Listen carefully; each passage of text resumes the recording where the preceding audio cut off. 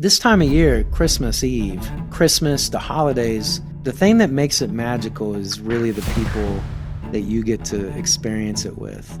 Having an experience with a human, no matter what that experience is, someone you love, someone in your family, it could be a spouse or whatever, even if it's a harder experience, it's still an experience. And it is building something if you let it. Many times in my 48 years, I've felt the whole roller coaster of emotions, the highest of highs and the lowest of lows.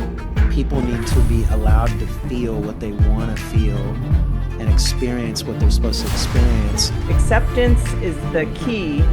It's the answer to all of our problems today. But sometimes you just got to do it. Yes. Yes. We need people to realize that they have to sit in the shit sometimes. And I'm going to throw out this one thing. You're speaking and it's coming to me as you're saying it, because what I realize is,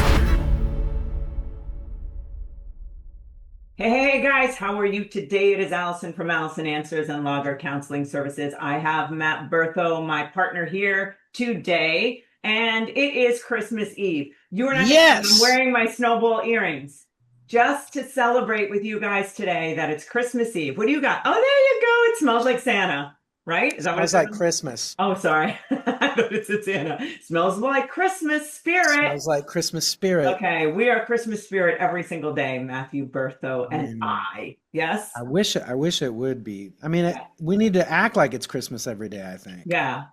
So let's talk. So Matt and I get together and we end up talking about a billion things before we even start the camera. And I think it was last week, I didn't even push record, which is so bad. Like, we had such a great talk. We were talking about the word that we were choosing for the year. Remember that? Yep. That's what we discussed. Remember? I don't know if we want to go into that, but yeah. Believe. But yeah, Matt's word is believe. And mine is, this was not my word, but I changed it because Matt gave me this word, which I found interesting because I never would have thought I needed this word. But my word originally was certainty beyond logic. But Matt felt that my word should be worthy. So I often say I'm an egomaniac with an inferiority complex. So people think I'm very confident, and I am, and I'm also not. So yeah. So like, I'll do all the work of like a billionaire, but then don't believe that that's for me. You know, I say that in my book. I say that, you know, I will be the girl who does all the things that the girls do with the princess bedroom, but I'm never the girl who gets one, you know? And that's how I felt as a child. So I'm not complaining about that, but I'm going to step in to like a higher level of I am worthy. I'm worthy to be in rooms with higher level experiences and people. And even though I'm in those rooms a lot, at times I don't necessarily feel as like I belong. I remember, I bet you remember this. Tell me, I bet you. One of the lives, it was 2019. I believe we both got into Arte at that time, 2019. Yeah. We were at a live. We didn't meet yet, but there was a St. live. Louis. Yeah. Yeah. Where were we? I guess it was St. It was the hotel. It was a big hotel. Yeah. And we all had that. There was like that thing in the middle of we were all up on the level with, doesn't matter. But anyhow, in that room, I remember I actually brought my son with me, and we walked in, and I remember looking around and going, holy shit. Right. And it was like when I first joined or was approved to be in, which I thought was such a big honor. I thought it was too. Didn't you? So then, and it was at that time, a very big honor at that time. So then I remember it was, I think it was Andy who said it. He goes, how many people in this room do not feel like they belong here, that you're not worthy enough to be here? Wow. And Andy and Ed both raised their hands. Wow. And that, to me, that cinched it for me. I'm like, you know what? We are not any different than anyone else. Nope. So it's like, they just said that on the Operator Standard podcast. Yeah. Andy said on the fifth one, the last one, he said, I, what I discovered, and this is something that I've also discovered, like he started to realize when he was with billionaires, multimillionaires, they're not any different than us. No. They're not, meaning when he was not a billionaire, like, and he realized like, hey, you know what? We're all the same. Being in Ed's house, we're all the same. He's, I mean, obviously amazing, but I'm Yeah. just saying, like, we're all different people. I Well, met a billionaire who I could not believe what, like, a womanizer, like, so emotionally unintelligent, like, really unhealthy. I was like, oh my God, how did you get here? Yeah. I think there's a lot to unpack with that. Um, the first thing to unpack, it being Christmas Eve, is a lot of families and a lot of communities, uh, you know, everybody has their version of Christmas or Yeah. their holiday season, right? And, you know,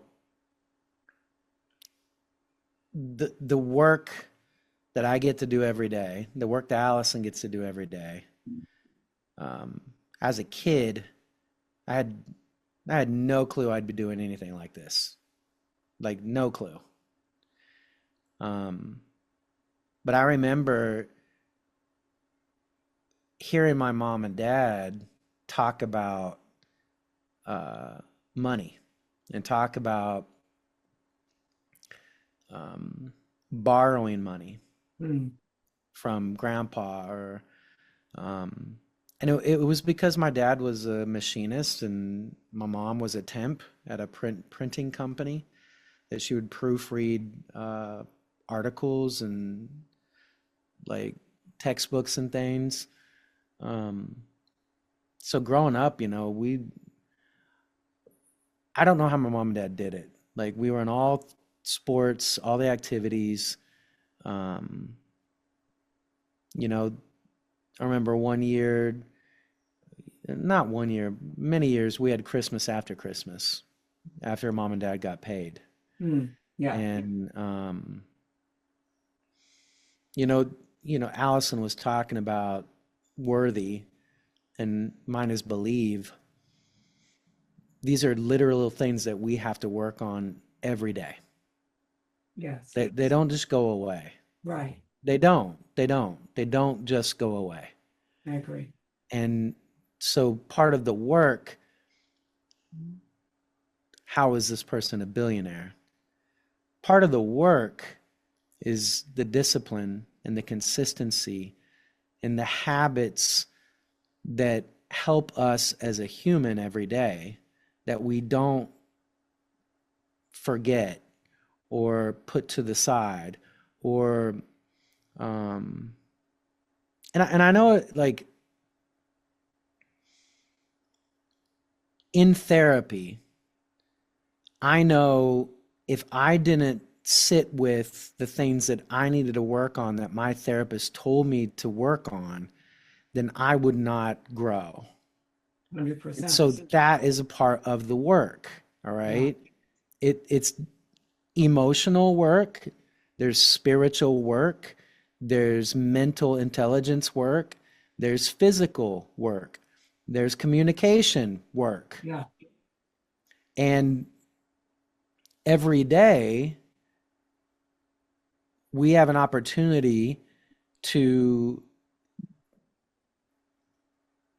I think about like 2019 Matt and 2019 uh, Allison. Andy introduced 75 Hard of March 8th of 2019, I believe. Most of us never did consecutive two workouts a day or drank a gallon of Mhm. water, read all of these self-help books that all of us have read now. Right. Most of us didn't even know who Napoleon Hill was. Um, and now we're in a place were the things that we did in the beginning that were a massive, massive transformation for majority of us that did 75 hard, that joined RTA. We took crazy notes. We implemented everything. Life happens for us, not to us. Like we were like in it. Yes. And the first time that you committed to that kind of change, especially 75 hard, it was a monumental transformation for almost Completely. everybody that did it, right? Yes. Yes. And so, I've done 75 hard now for the whole year. And the big thing for me was no alcohol, no candy, Yeah. right? Yeah. But everything else is pretty much what I do anyway when I'm not on 75 hard. Yeah. It's lifestyle now, right? Correct. Yes. And Love so it. you ask, how could this person be a billionaire and still act like that, right? Mm. Well, the world that we live in, the good people, like good hearts, impact driven people, aspirational people that Ed talks about. They've done emotional work on themselves and Yes. spiritual work on themselves. We've identified the vices and the things that hold us back from holiness, from being whole. And we're aware of those things. We're aware of those vices. We're aware of them. And we are learning to do triggers to not let us go down that path of the vice or the thing that takes us away from wholeness, right? Mm. And then eventually you create patterns and habits, just like we did with running every day for me, or eating more healthy, or getting to bed at a decent time. But I think you can have all the money in the world, but if you're just going to buy stuff and that's it, right? That's not fulfillment. No, it's not. The present that Alison gets is being able to talk to her son on the way to work or on the way to the Mm. podcast today. Yes. The That's gift it. that I get is seeing Max, ride his bike to the little convenience store and do a little errand for us and come back. And then I got to play a little, I got to sing last night, and then they took a break, the musicians, and then Max and Leo came up to me, can we go? And I was like, yeah, let's go. And so because I made that choice, instead of staying and watching more music and making Max and Leo feel, like out of place, or they're like, let's go home, I just want to be home. I got to hang out with Leo and play video games till Yeah. like 10 p.m. Yeah. And it was a blast, Yes. right? Right. But I say all these things because this time of year, Christmas Eve, Christmas, the holidays, the thing that makes it magical is really the people that you get to experience it with. And the more in-depth conversations that you actually can have about spirit, about emotion, about, people like Alison just asking me like, Matt, like, what's going on? Are you okay? Like, I'm sensing something's like little bit off with you or whatever. And then just the opportunity to get to say to Allison, I'm really great. Like, I've been great the last 2 or 3 days, and this is why. Yeah. That's a gift. And the It gift is is. truth. The truth is the gift. Yes. That we see the truth in you, and then we encourage you to say the truth. So yeah, the holidays are very special. You know what I would expound on one part of this that I just Sure. love. It was coming to me. We're talking about the holidays or any day that's like sectioned off by our society as deemed special. I Mhm. mean, for us, I think Christmas, as believers, faith-based people, Yep. this has a much, like a strong meaning to us. But besides that, the idea of family and being connected. And I'm going to throw out this one thing that you're speaking and it's coming to me as you're saying it. Because what I realize is just less than 24 hours ago, I was feeling so dark and sad for one of my children. I won't say who. So Mhm. basically, just because they were going through something. So, but what I do know from life experience is that by having an experience with a human, no matter what that experience is, someone you love, someone in your family, it could be a spouse or whatever, even if it's a harder experience, it's still an experience. And it is building something if you let it. Mm. So it's like just knowing just the beginning of the process. So like let's say something starts to seem dark, but then it's kind of like a contraction when you're having a baby. It gets, harder and harder and harder, crescendo, right? And then you just got to ride the wave. Because if you believe that all things work together for good for those who love him and are called according to his purpose, and that, what, the enemy uses for evil, God uses for good. That if you hold on to that belief system through the process, you just know, like, hold on, help is on its way. It's there. So now it comes full circle. Maybe the problem isn't fully solved, but it creates a connection. So Mm. then we talk and it becomes but I could have been mad Mm. because in most situations not most, in some situations when somebody in our life is, let's say, upset or hurting, or sometimes they can be irrational and say Mm. things or do things, right? If Mhm. you can just ride this storm and understand it's really not personal, it has nothing to do with me. Detachment with love is what we were discussing earlier. And understanding that, I just hold space, I'm here. And I believe in you. I believe in this relationship. And sometimes things are hard, right? And you know what? They always work out. They do. I just had this idea. What is it? Tell me. This is wild. Tell Because you me. were talking, I was thinking about this. Yes.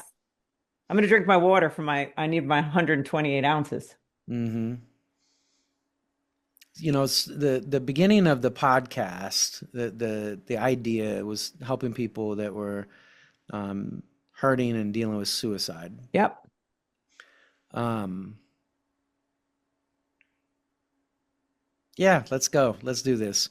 So I'm physically tough, Yeah. right? Like Yeah. I put myself through a lot of stupid shit. Let's just be honest. Like my whole life, I think about my childhood. I was a wrestler, football. I was a state champion wrestler.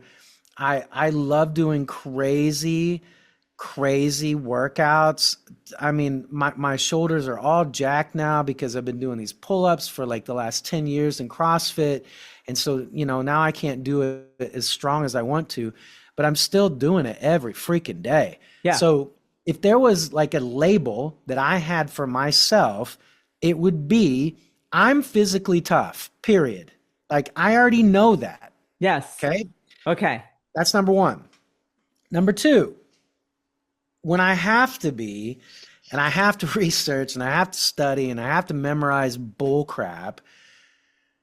I got good grades in high school. I didn't even freaking study. In college, I failed a lot because I didn't do my homework. I didn't want to study. I wanted to party and hang out and, chase Yeah. girls. And, but now, like I know I'm smart. I know when to research. I know when to study. I know when I Yeah. have to write something. I know how to get shit done. All Yes. right. Yeah. So I'm mental intelligence tough. Yes.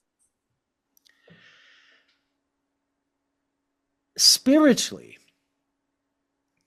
I have a faith inside of me that I've had since I was a little boy. Yes. That I just know everything's going to work. Yeah. And people get mad at me because Me I'm just too. like, I already know it's going to be okay. It's going to be Me too. fine. Me We're going to too. have the money. We're going to be able to do this. Like this Yes. is how that's faith, spiritually tough. Yes. Emotions. And Yeah. I'm going to say this so raw and so real Yeah. that when people hear this, they're going to be like, damn. Yep.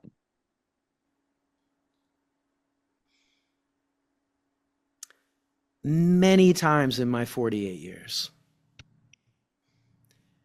I've felt the whole roller coaster of emotions, the highest of highs and the lowest of lows, Yes.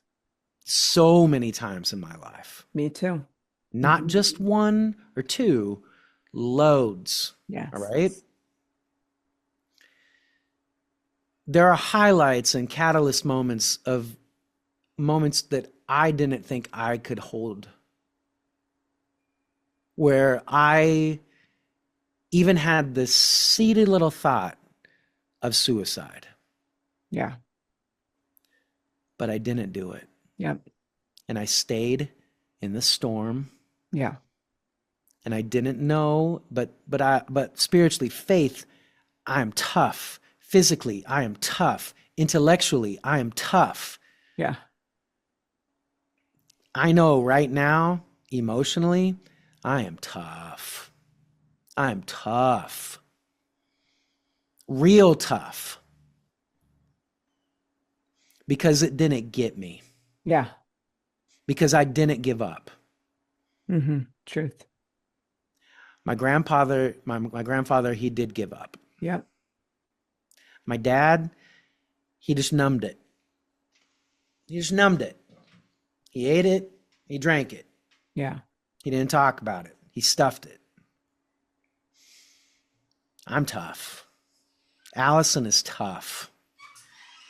True. But we have to go through the storms to get the gift to know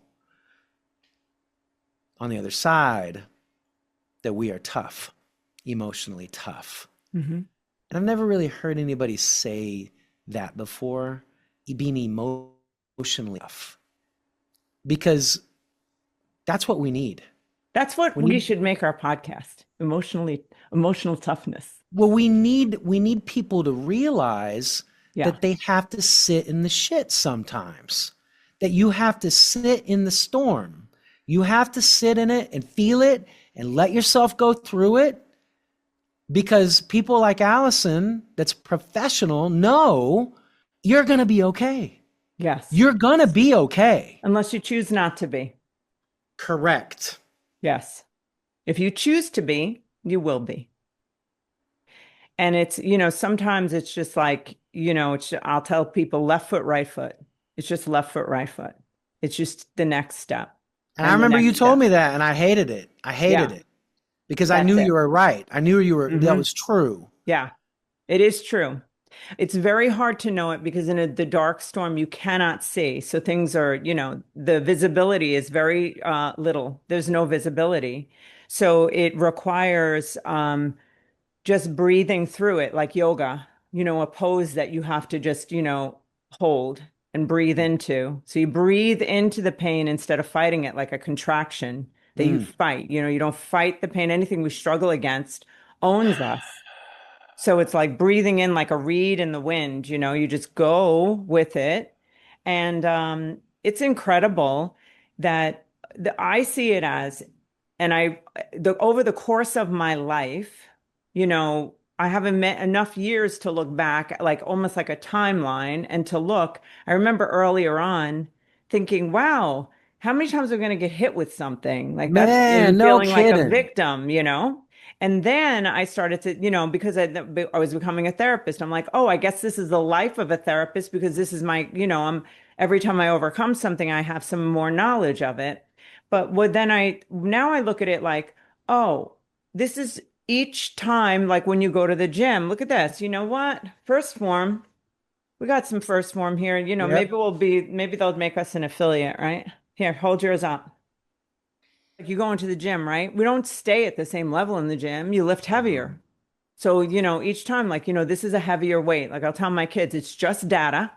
But sometimes you just got to do it. Yes.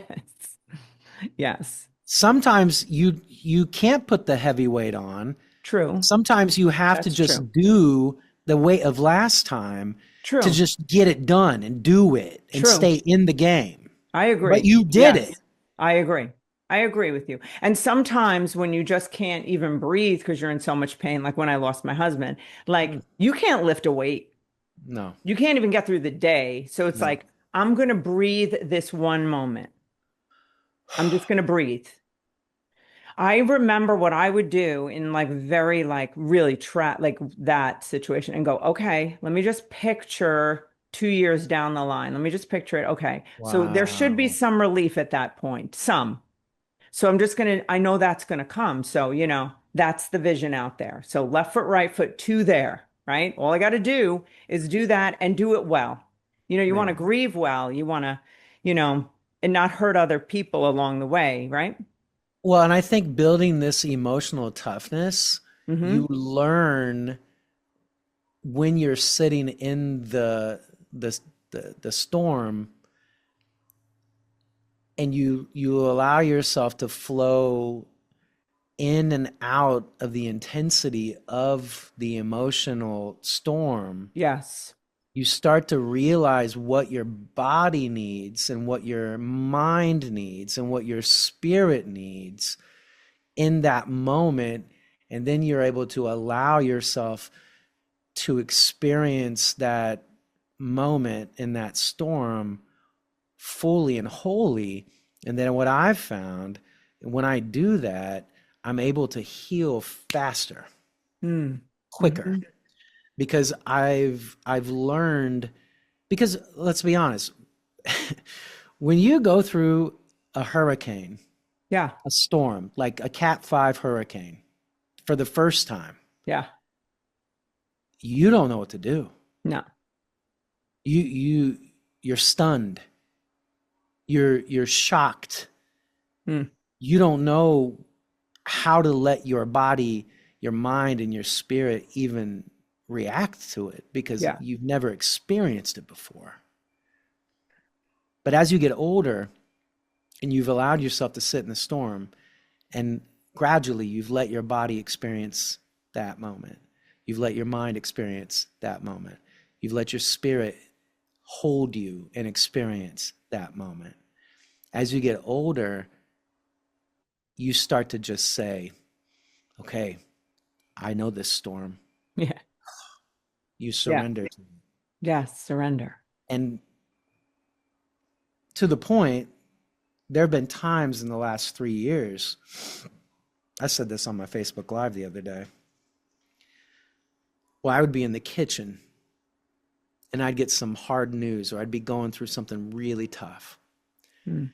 And my knees, my body would say, go down. Hmm. You need to go down. Hmm. You're crying. Let's really get it out. Hmm. And I would be on the kitchen floor crying uncontrollably, getting it out. Hmm. And what does that equal? You get it out, and then you have peace. Hmm. It's wild. You know what's weird? I tell people that emotion, if you can just look at it like you're blowing your nose or going to the bathroom. Yes. Holy crap. That's Yeah. amazing. Yeah. That is so good, You're not going to Alison. not blow your nose. You're not going to not go to the bathroom. You just go to the bathroom. So why And do we're, we we're think we fighting it. shouldn't cry and We're get it taught it. out? We're taught it. So We're taught silly. that.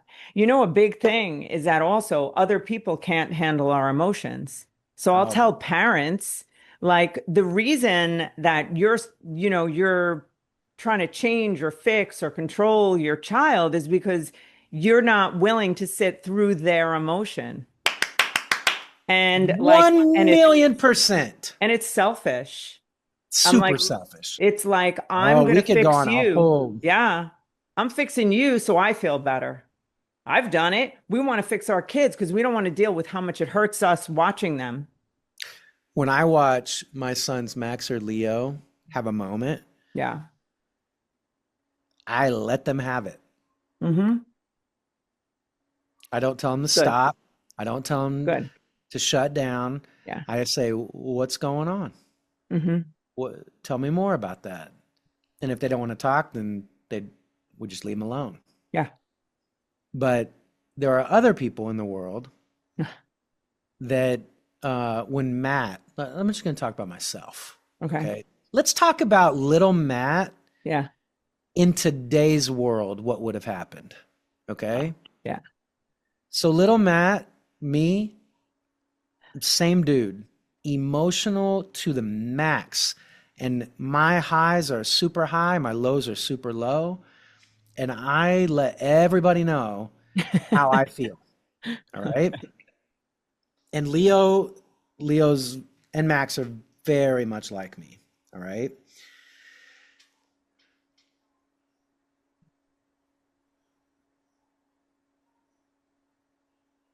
I'm afraid that my mom and my dad in this time, if I would have went to a psychiatrist Yeah. or a doctor, Yeah. they would have given me some kind of medicine Yeah. Right. to dumb it down Yeah. so that it wouldn't feel the emotions as much. Yeah. And I think about that now, and it's like, I'm just going to say it. Say it. It's like a loss of human expression at its Yeah. wholeness. I agree. And Hmm. we owe it to our kids and to the people around us to help them manage everything about them as a human. You know what's interesting? I want to expound on this because I think you're extremely intelligent. Okay. And one of the things I discovered in studying very, very highly gifted kids and emotionality. And what I discovered, Johns Hopkins, my son was like he could talk at 10 months. He could play the piano. Like he was crazy. Like he could, I don't mean crazy in a bad way. Like at 5, he could read books like you and I. Genius. Genius. And he also had very, very, very extreme emotions. Mm, And he was not fit for the mediocrity of school, the school system. mm-mm. So I homeschooled him. But and he also went to John Hopkins Center for Talented Youth. Oh, wow. But at Johns Hopkins, did all this research on emotion and gifted children Mm, and gifted children. So I studied it, and it's helped me a lot in this practice, with even people who are 60 years old, 70 years old, who have been gifted their whole entire life and felt crazy, felt insane, felt, see people on, the streets of Manhattan, they're genius material, but they can't hold a job. mm-mm. So it's, they just can't function. And one of the things I discovered really early on with my son is that I have to be able to help him navigate a very vivid emotional climate. So, like, let's say, so you have to be able to, like, I remember a pastor we had used to say, you have to be able to cast out a demon and balance your checkbook. You have to be able to do both, you know? So it's like, I would talk to him about, listen, because of, your makeup and who you are as a person, you're experiencing things in a very intelligent and vivid and like, um, you know, Yeah. in, like exaggerated way sometimes. Exaggerated is not the right way to, in its fullness.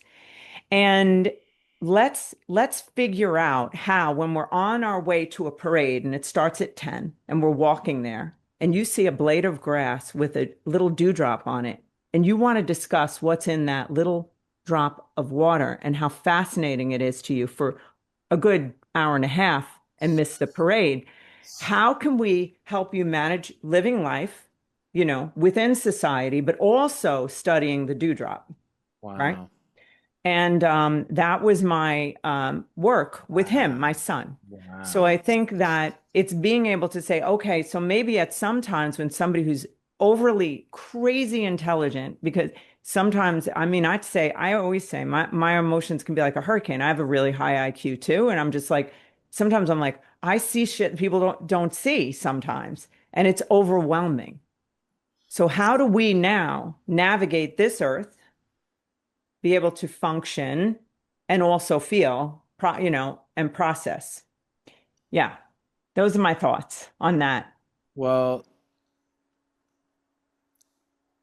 the simplistic answer is people need to be allowed to feel what they want to feel and experience what they're supposed to experience. And who are we to change their experience? Right. Because it's their journey on earth that they've been gifted the same life that we get. Um, I agree. But think of this. So what happens? So now we want people to have their full expression and be authentic. And our yep, society doesn't really so much support that anyhow, right? But then, and it's also the meaning attached to the emotion too, right? yep. As we know, which builds the belief.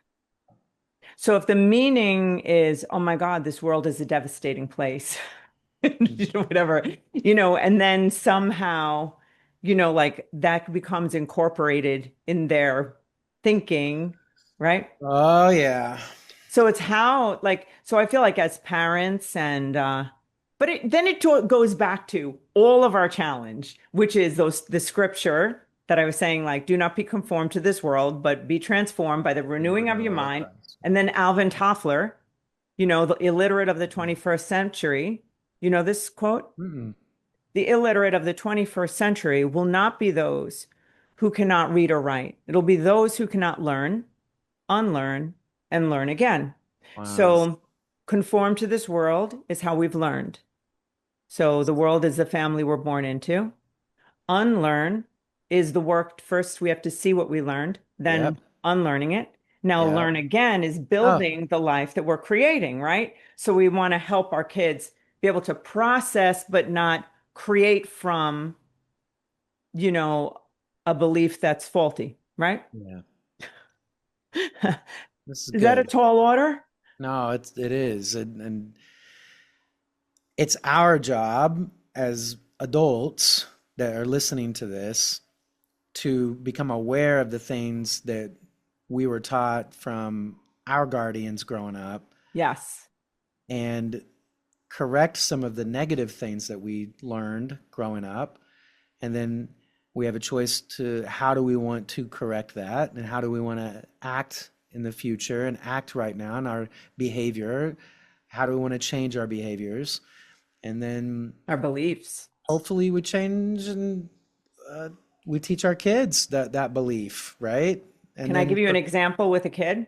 sure. It was like a client years ago. So this little boy, he came in and his mother's like saying all this stuff that he did and he was like at school and he just went crazy or whatever it was. Oh And yeah. I said, come on, let's talk. Just let's sit down and talk. And I said, what happened? And he's like, I want, this. I don't even remember what the circumstance was. And then I'm like, okay, so what do you want to do? Like, how do you see it? And what do you want to do about it? He's Mhm. like, I wanna, I want to go in there and kill them.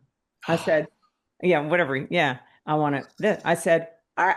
So now, typically, an adult will say, you can't do that. Oh, no, no, no, wait. I didn't. I said, all right, well, that's an option.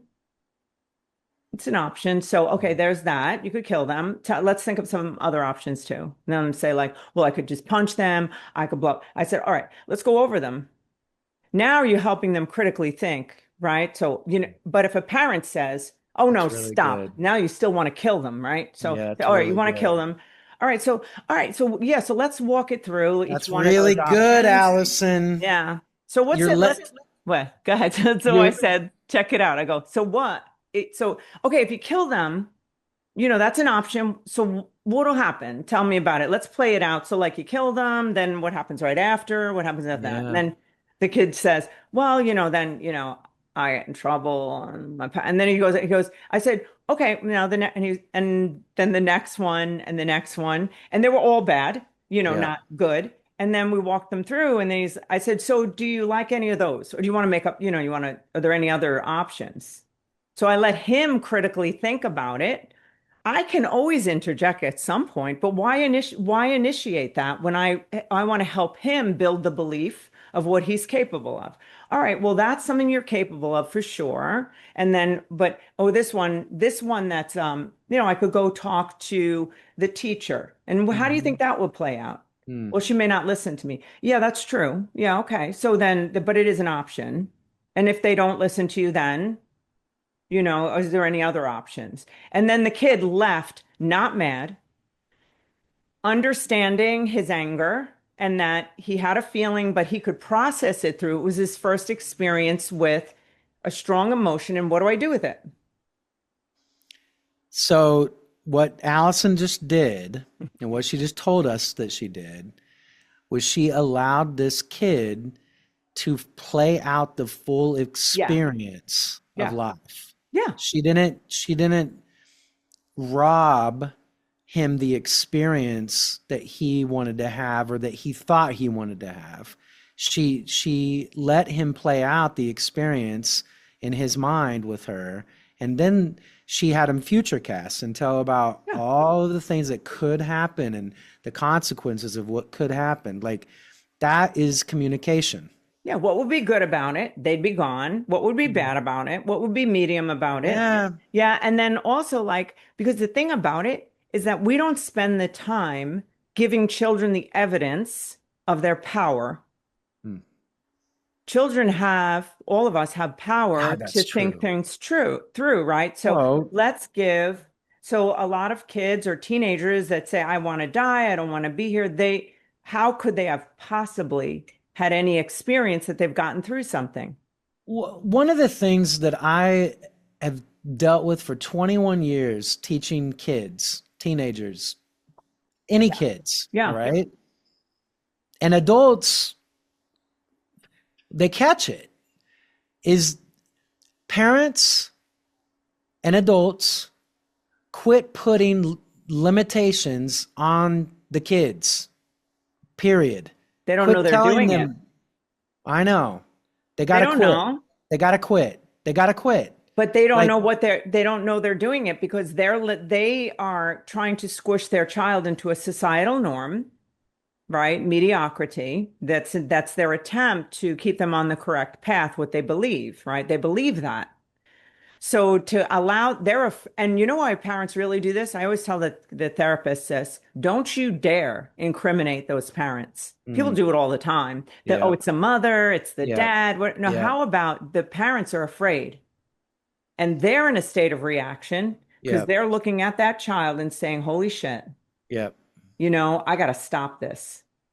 Right. And they don't realize because they haven't had the evidence that if I don't stop it right away and I go through the process with them, that is how to transform it and change it. yeah. Because, you're helping the kid build their muscle. They're exercising. Mm. I think we're good for today We're done. because I wanna say something to you off camera Okay. that I had a great idea about. Okay. Um, That's cool. but to We're wrap it up, visionaries. let people have their experience with And the if they're young. emotions. And if they're young and they need assistance along the way, don't stop it. Just be there with them, asking astute questions instead of judging them. Yeah. And Yeah? saying, stop. Right. You never stop it because you can always infuse your wisdom later in the conversation. Acceptance is the key. It's the answer to all of our problems today. So also never tell your children anything that they should be telling themselves because what we tell them does not stick. What they tell themselves, they believe. Mm. It's a wrap. We have other things to discuss Yeah. off camera Yep. with great love. Merry Christmas. Bye. Merry Christmas.